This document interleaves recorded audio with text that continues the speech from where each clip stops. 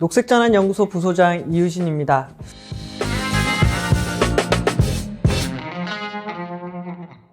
기후위기 대응은 미래가 아닌 지금 우리 모두의 일이 되었습니다. 언론이 다루는 기후위기와 탄소중립 보도가 점점 늘어나고 있습니다. 기후위기 시대에 우리 언론이 해야 할 일은 무엇일까요? 이 시간에는 우리가 직면하고 있는 기후위기와 한국 언론의 기후위기 보도의 문제점, 그리고 왜 기후위기 보도가 중요한지에 대해서 이야기해 보도록 하겠습니다. 제가 퀴즈를 하나 내겠습니다. 국제사회는 파리 협정에 따라 지구 평균 기온 상승을 몇 도씨 이내로 안정화하기로 약속했을까요? 네, 바로 1.5도씨입니다. 2018년도 기후변화에 관한 정부 간 협의체의 과학자들은 기후변화로 인한 파국을 막으려면 지구 평균 기온 상승을 1.5도씨 이하로 안정화해야 한다고 발표했습니다. 현재 지구 평균 기온은 산업화 이전 대비 1.1도씨가 상승했습니다. 또 IPCC는 1.5도 이상 올라가지 않으려면 적어도 전 세계가 2030년까지는 2010년도에 배출했던 양의 45%를 줄이고 2050년 이전에는 탄소 중립을 해야 한다라고 강조하고 있습니다. 자, 여기서 탄소 중립이란 인간이 지구 대기에 추가로 이산화탄소를 배출하지 않는 상태를 말하는데요. 자, 이산화탄소는 주로 화석 에너지를 연소시킬 때 발생하기 때문에 우리가 탄소 중립을 한다는 것은 인간이 200년을 사용해온 석유, 석탄, 가스를 단 30년 이내에 거의 사용하지 않는 사회를 만든다라는 것을 의미합니다.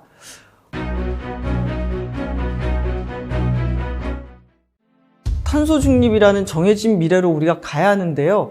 현재 인류가 사용하는 1차 에너지의 80%가 화석 에너지입니다. 따라서 탄소 중립은 우리가 지금껏 겪어보지 못한 엄청난 경제 사회의 대전환을 이뤄야 한다는 것을 의미합니다. 문제는 또 시간이 없다는 겁니다. IPCC 제6차 보고서에 따르면은 지금 속도대로 인류가 온실가스를 배출한다면은 2040년 이전에 1.5도씨의 한계점에 도달하게 된다라고 경고하고 있습니다. 자, 2022년 12월을 기준으로 했을 때 놀랍게도 전 세계의 139개 국가가 탄소 중립을 선언했습니다. 이 선언한 국가들 중에는 이제 실천에 옮기는 국가들이 있는데요. 유럽연합은 그린 딜을 통해서, 또 미국은 인플레이션 감소법을 통해서, 또 중국은 매년 100기가와트 이상의 태양광 풍력 발전기를 설치하면서 이 탄소 중립 사회의 실행에 들어가고 있습니다. 이렇게 국제사회에서는 탄소 중립을 위해서 인간의 경제 활동에서 배출하는 온실가스를 강력하게 규제하거나 또는 온실가스 배출에 비용을 부과하는 제도를 만들고 있습니다. 또 최근에는 금융과 투자 분야에서 기업들이 기후위기에 관련한 재무 정보를 공개하는 것을 제도화하고 있습니다. 2022년도에 미국 증권거래위원회가 미국 증시에 상장된 기업을 대상으로 기후 관련 재무 정보 공개를 추진하면서 이제는 기업들도 제품 생산 전 과정에서 배출되는 온실가스를 줄이거나 탄소 중립을 향해서 나아갈 수밖에 없는 상황이 벌어지고 있습니다. 자, 이러한 이 상황들을 살펴보면은 이제 기후위기 대응이 환경 문제를 넘어서 세계적인 통상, 산업 경쟁력, 또 일자리 문제로 확장되고 있다는 것을 보여주고 있습니다. 자, 그러면 우리나라는 어떻게 탄소 중립 목표를 달성할 수 있을까요? 우리 정부는 2021년도에 2050 탄소 중립 시나리오를 만듭니다. 이 탄소 중립 시나리오 상에는 국내 순 배출량을 제로로 만드는 두 개의 시나리오가 있습니다. 시나리오 A는 2018년도에 7억 2,800만 톤에 달하는 배출량을 2050년도에 8천만 톤 수준으로 줄이고 상쇄해서 제로, 순배출량 제로로 만드는 것이고요. 또 시나리오 B는 1억 1,700만 톤 수준으로 줄이고 상쇄하는 것입니다.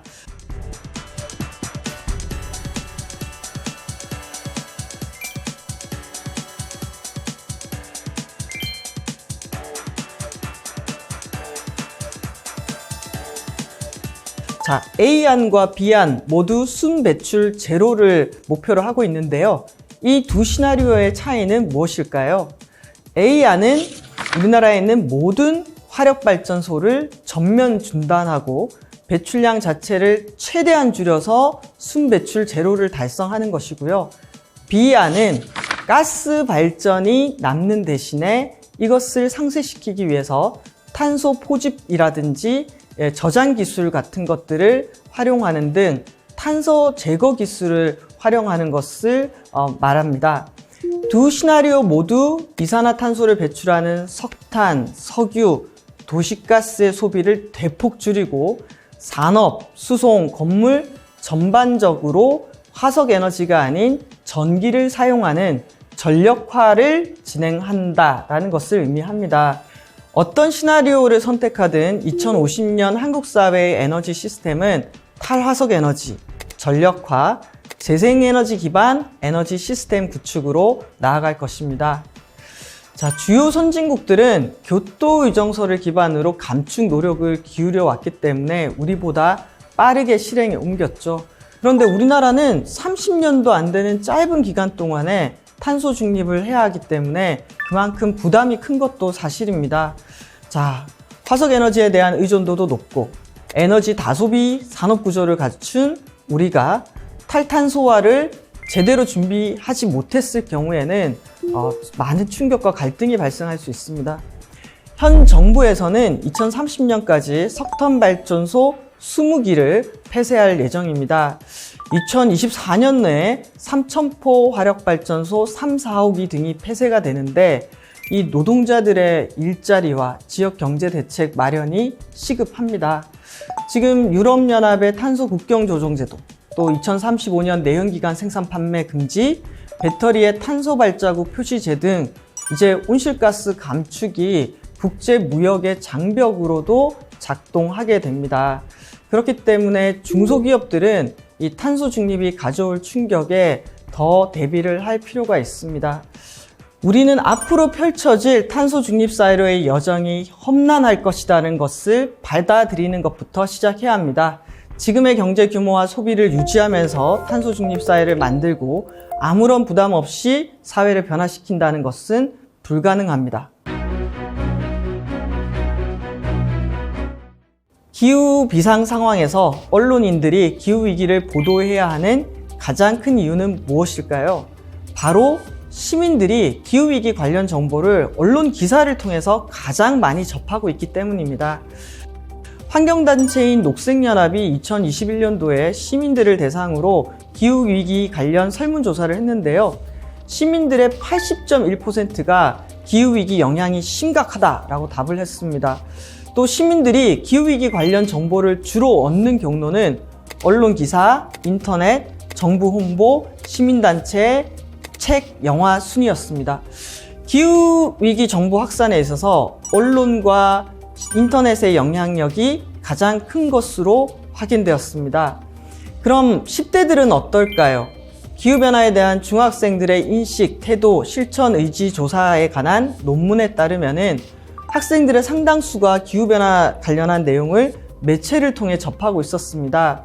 인터넷 기사나 뉴스를 통해 기후변화 기사를 접해본 적이 있는가에 대한 질문에 매우 그렇다 28.5%, 그렇다 34.9%, 그렇다 이상으로 대답한 학생들이 63%로 학생들은 주로 언론을 통해 기후위기 정보를 얻고 있는 것으로 나타났습니다.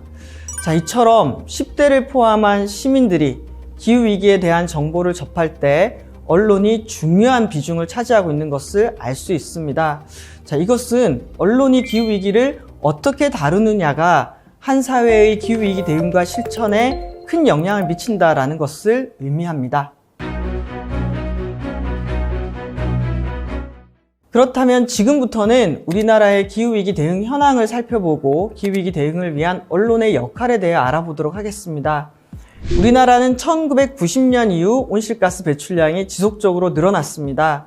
배출 정점은 2018년이고 배출량이 줄어든 시기는 IMF 외환위기와 2019년 미세먼지 저감을 위한 석탄 발전 제약 시기, 그리고 2020년 코로나19 때였습니다. 2021년도에는 또 경기 회복 때문에 배출량이 늘어났습니다. 지구 탄소 프로젝트가 발표한 전지구 탄소 예산 2022에 따르면은 우리나라는 2021년 기준으로 국가 이산화탄소 배출량 세계 10위, 1인당 이산화탄소 배출량 세계 18위를 기록하고 있습니다. 독일의 민간 연구소 점원워치에서 발표한 우리나라 2022년 기후변화 대응 지수는 세계 60위입니다. 전 세계 온실가스 배출량의 90%를 차지하는 59개국과 유럽연합을 평가한 결과인데요. 1위에서 3위는 항상 비어 있습니다. 그만큼 기후위기 대응에서 최우수상을 받을 만한 국가는 아직 없다는 것을 의미하는데요. 그래서 60위가 아니라 63위가 꼴찌인데요. 우리나라보다 낮은 점수를 받은 국가는 카자흐스탄, 사우디아라비아, 이란밖에 없습니다. 우리의 기후위기 대응이 국제사회의 일원으로서도 또 기후위기의 심각성과 비교해 볼 때도 턱없이 부족한 것이 지금의 현실입니다. 자, 이게 누구의 책임일까요?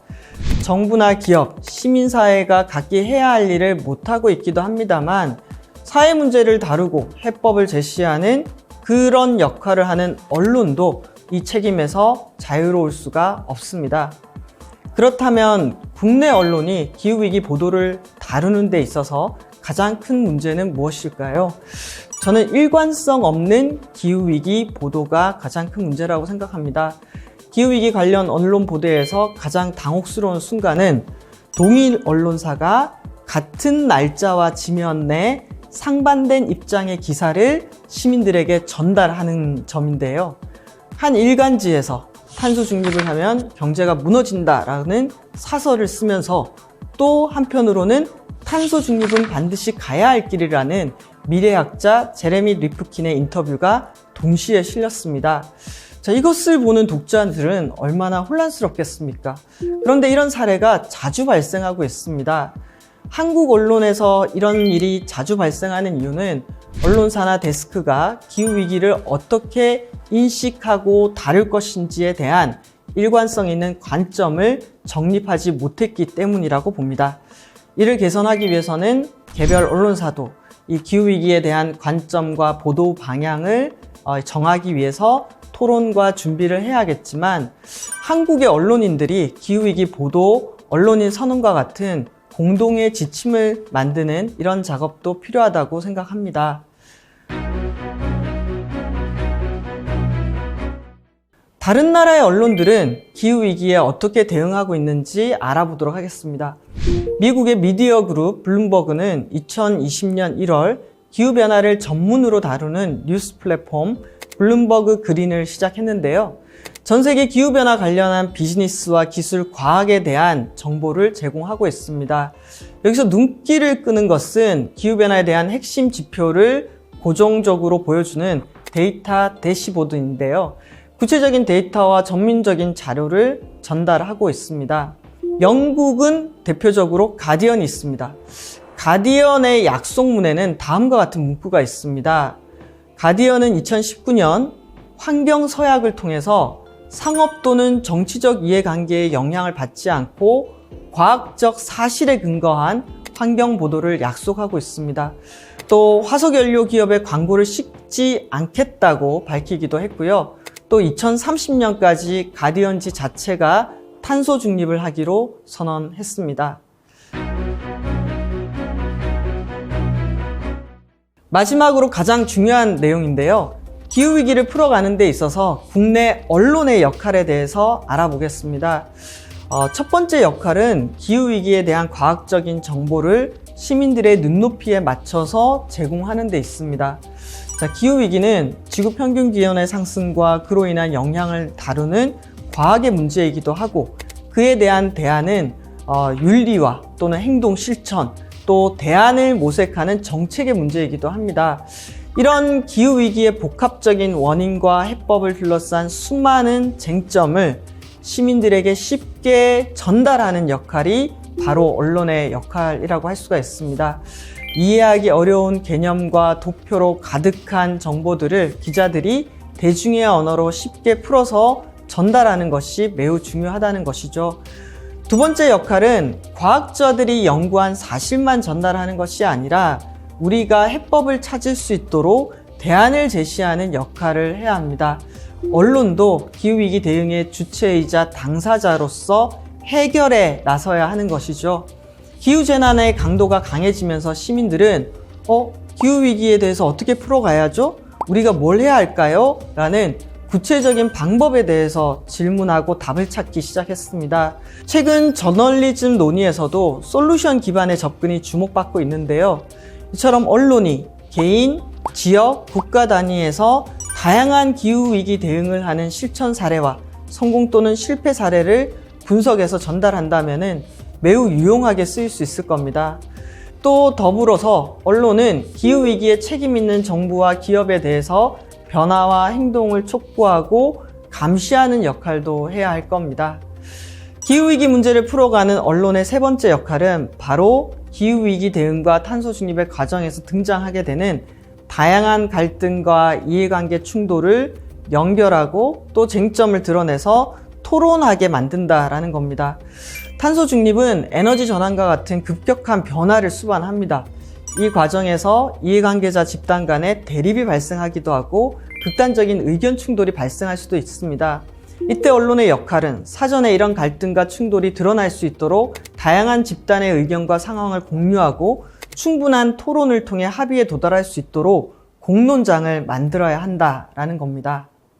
제가 생각하는 언론인이 사회에 이바지할 수 있는 역할 중에 하나는 기후위기 대응을 위해 꼭 필요한 질문을 던질 수 있어야 한다는 것입니다. 좋은 질문과 문제의식이 우리 사회가 기후위기에 대응하는데 한 발 더 나아갈 수 있도록 만든다고 생각합니다.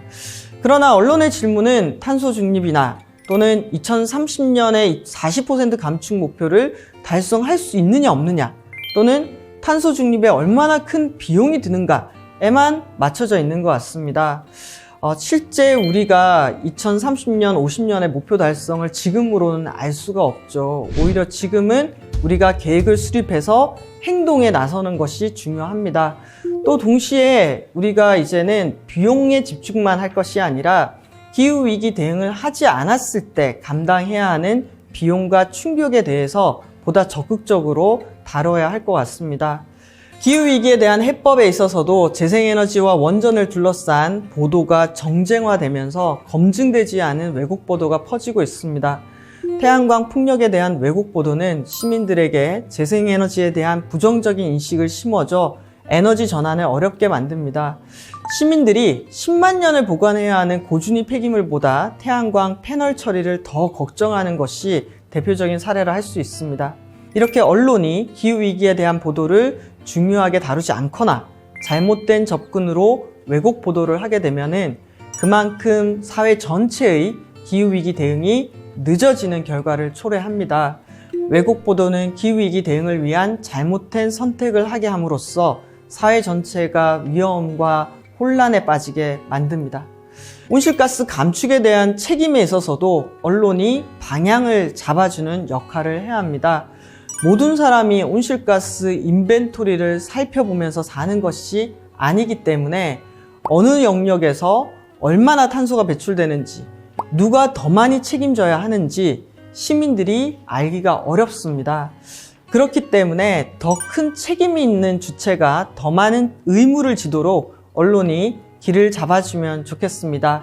행동하는 시민들이 죄책감을 갖지 않도록 해야 할 것 같아요. 마지막으로 시민들도 기후위기에 관심을 갖고 좋은 보도와 나쁜 보도를 구분하려는 자세가 필요합니다. 시민들은 기후위기에 대한 심층 기사를 쓰고 대안을 제시하는 기사와 언론을 응원해야 합니다. 누군가 기후위기 대응을 위한 탄소 중립을 꽃길로 향해 가는 가시밭길이라고 표현을 했습니다. 언론은 우리 사회의 기후위기 대응을 앞당길 수도 있고 지연시킬 수도 있고 잘못된 길로 이끌어갈 만한 힘을 갖고 있습니다. 언론의 기후 대응을 위한 보도가 우리 모두를 안전한 곳에 도달할 수 있도록 만드는 바로 꽃길을 찾아가도록 하는 나침반 역할을 해주시기를 바랍니다. 언론의 힘이 기후위기 시대에 우리 모두를 지키는 데 쓰일 수 있기를 바라면서 강의를 마치도록 하겠습니다.